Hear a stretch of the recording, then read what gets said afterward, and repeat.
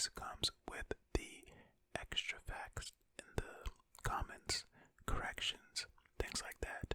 And Jerem came and said, hey, have you seen the list of common misconceptions on Wikipedia? They have a lot of great information, facts, different things on there. You should check it out. Maybe make it into a video series. So I took Jerem's comment and I looked it up and I said, hey, this might actually be a pretty fun series because it really does have a lot of common misconceptions, a lot of information, a lot of corrections that might be fun for us all to take a look at. So that's what's gonna happen here. I'm on Wikipedia. As you can see in the contents here, there's a lot of things to go through. Quick little scroll, little preview, So we're gonna do it. Also, Wikipedia is apparently doing a photography competition. Look at this. Photograph a historic site, help Wikipedia and win a prize. Participate in the world's largest photography competition this month. Well, there you go. We're in the month of October 2021, so if you're watching this video then hey, maybe you're a photographer and you wanna join a competition. But yeah, let's get going. I don't know how far down the list we're gonna get to today because this is going to be a series. Maybe we'll get to microwave ovens. I don't know. Depends on how long it takes to get through each thing.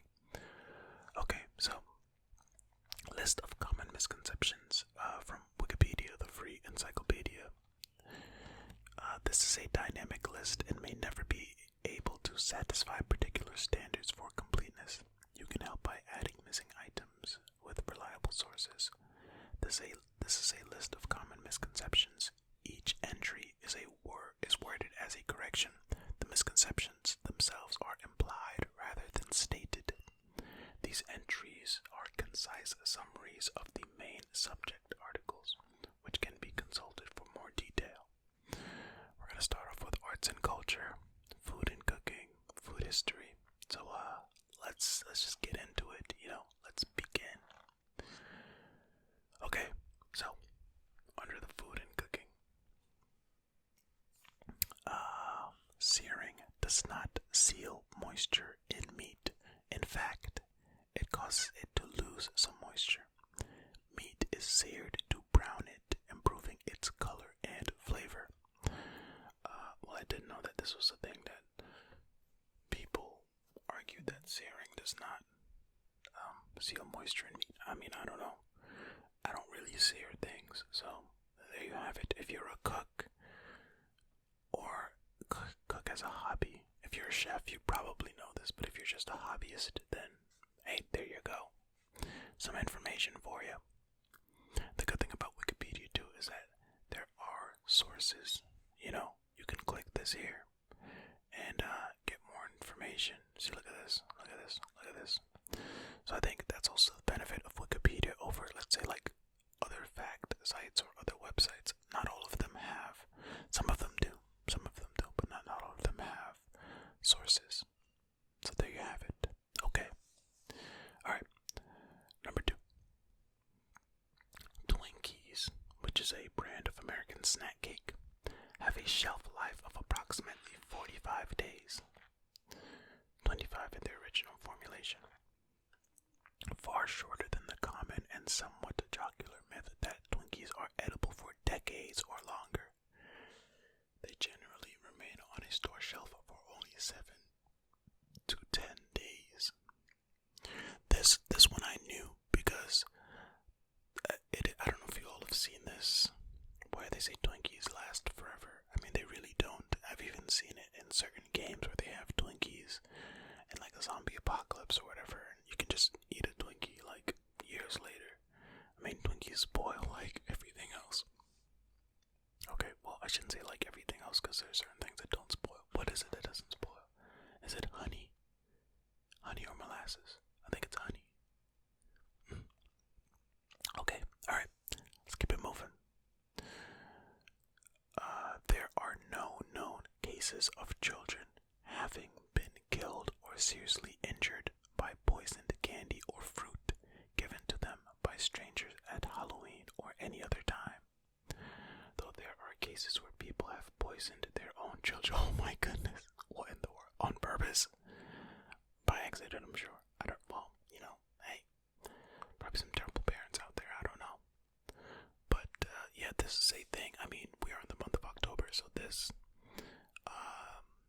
information is timely because there are plenty of people out there that say, oh my goodness, don't let your children get candy from strangers or whatever. Granted, you shouldn't just let your children get candy from strangers in a white van.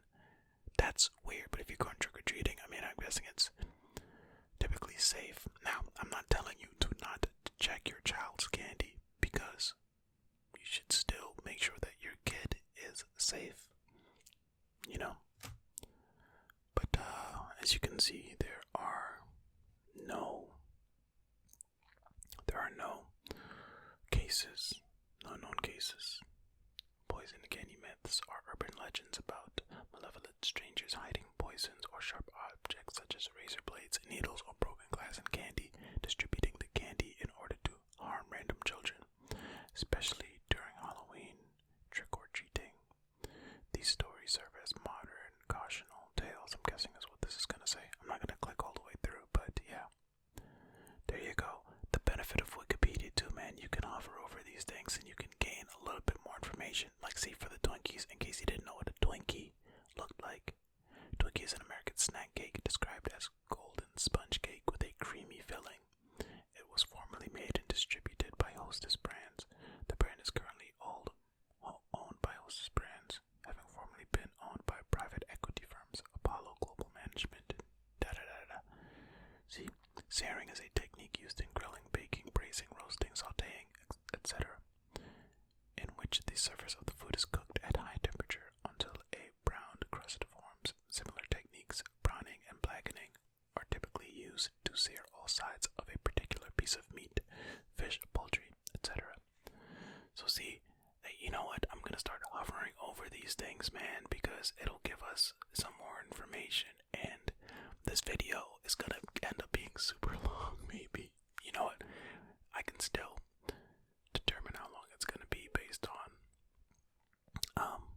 what subheading I stop at. So there you go. Even if we look at all of these little pop-ups, we can still get out of here in a reasonable time, right? Because you all are gonna be asleep, hopefully within 10 minutes of the video, if I judge by watch time. You know what I mean? Most people are out of here halfway through the videos anyway, unless you use them as like background study noise or something, I don't know. So shelf life is the length of time that a commodity may be stored without becoming unfit for use, consumption, or sale, pardon me. In other words, it might refer to whether a commodity should no longer be on a pantry shelf or just no longer on a supermarket shelf.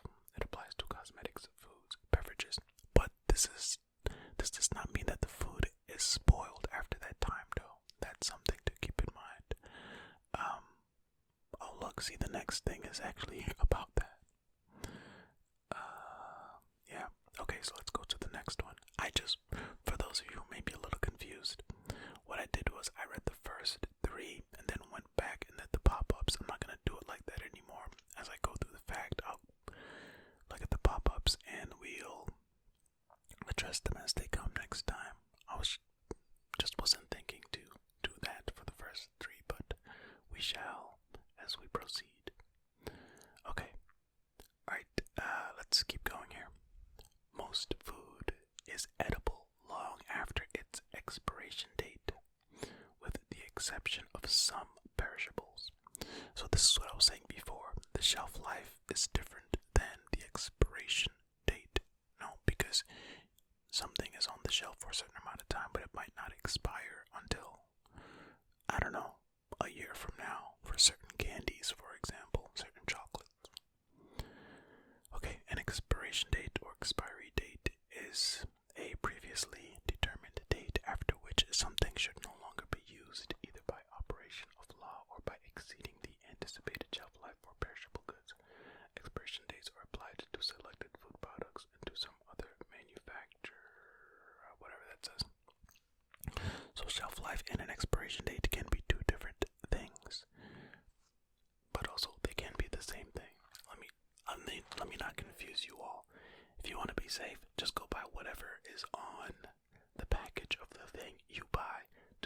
listen to some random robot on YouTube, okay?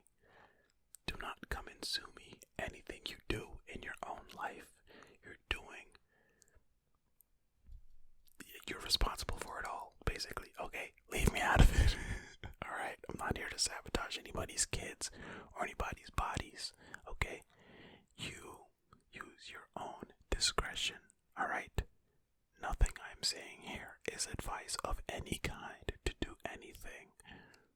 Alright, the only advice I'll give that I suggest you take is be kind to other people, okay? That's it. Be kind to yourselves as well. Other than that, you're on your own. Don't come suing me. Okay, let's keep going. Seeds are not the spicy part of chili peppers. In fact, seeds contain a low amount of capsaicin, the component which induces the hot sensation in mammals. The highest concentration of capsaicin is located in the placental tissue, the pith, to which the seeds are attached. Okay, so I can see why people would mistake the seeds for being the hottest part because of just how the pepper is put together. Here's a chili pepper for those who may not know. The chili pepper is the berry fruit of plants from which the genus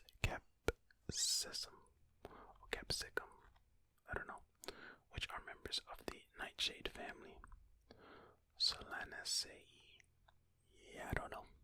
Chili peppers are widely used in many cuisines as a spice to add pungent heat to dishes. Capsaicin and related compounds known as, and there's more that I'm not going to click all the way through. So there you go. Here, capsaicin is an active component of chili peppers, which are plants belonging to the genus Capsicum. It is a chemical irritant for mammals, including humans, and produces a sensation of burning in any tissue with which it comes into contact. Yep, this Wikipedia pop-up thing is great. It's great because we're getting like a fact on top of another fact on top of another fact. It's factception. Okay, placental tissue. Come on, this is great. And biology. Placentation refers to the formation, type, and structure or arrangement of the placenta. The function of placentation is to transfer nutrients, respiratory gases, and water from maternal tissue to a growing embryo, and in some instances to remove waste from the embryo. So, in the case of the pepper, it is attached. I guess it's the nutrients are transferred from the pepper to the seed to the pepper. I don't know, but it's attached basically, right? Yeah. Pith or medulla is a tissue in the stems of vascular plants. Oh, here we go. Some more information. Pith is composed of soft, spongy parenchyma cells, which in some cases can store starch in eudicotyledons. I don't know. Pith is located in the center of the stem in monocotyledons. It extends also into flowering stems and roots. Yeah, this is, oh man, Jerem, shout out Jerem, because this is super cool. I'm enjoying myself so far. So Jerem, thank you. This is great. Alright, let's keep it going. Okay. Turkey meat is not particularly high in tryptophan and does not cause more drowsiness than other foods.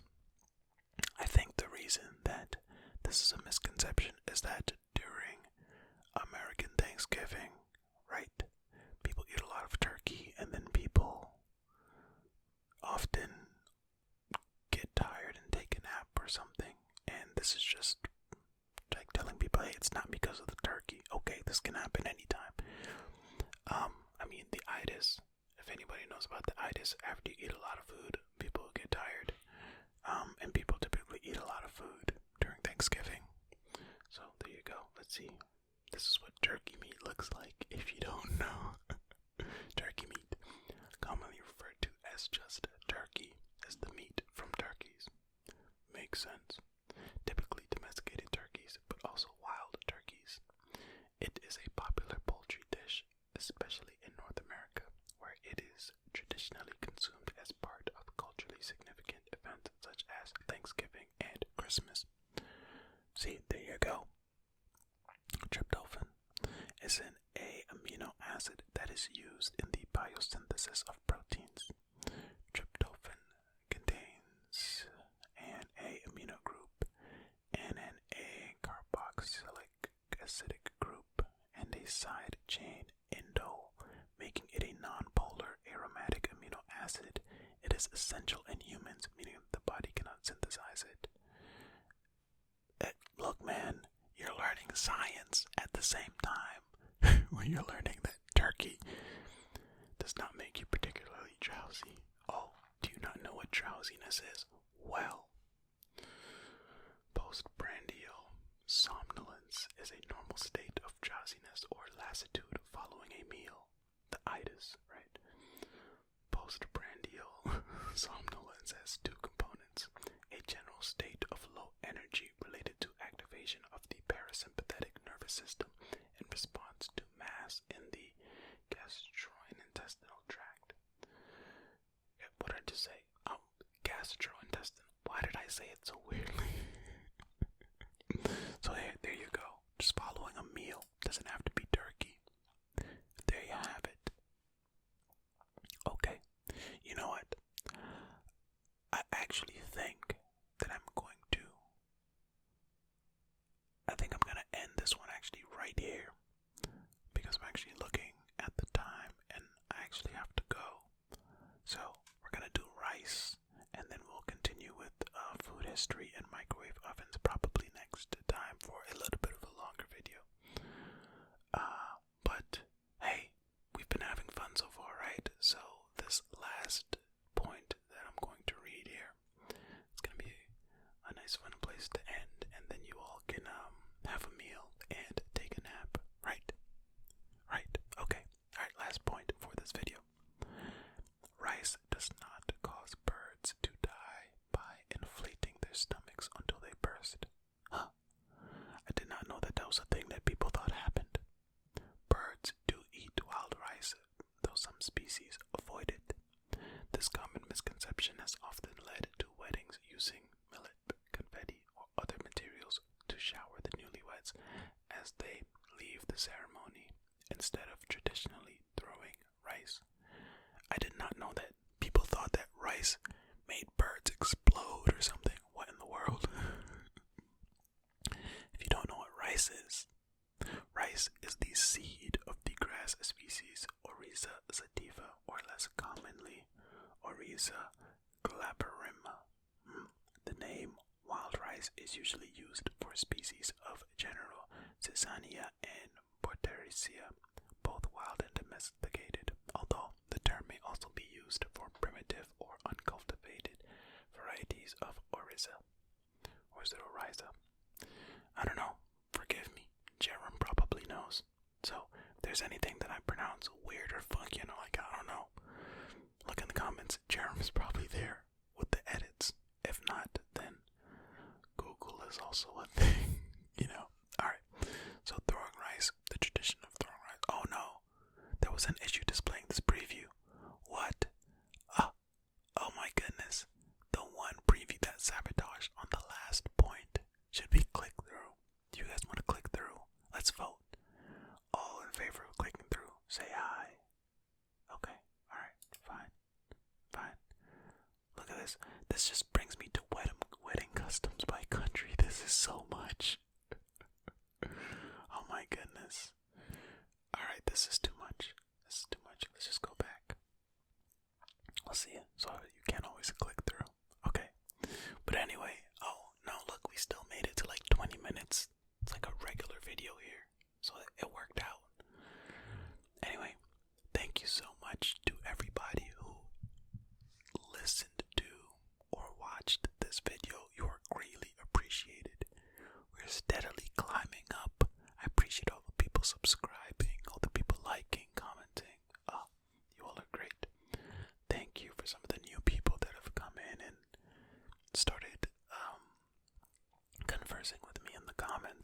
That's great.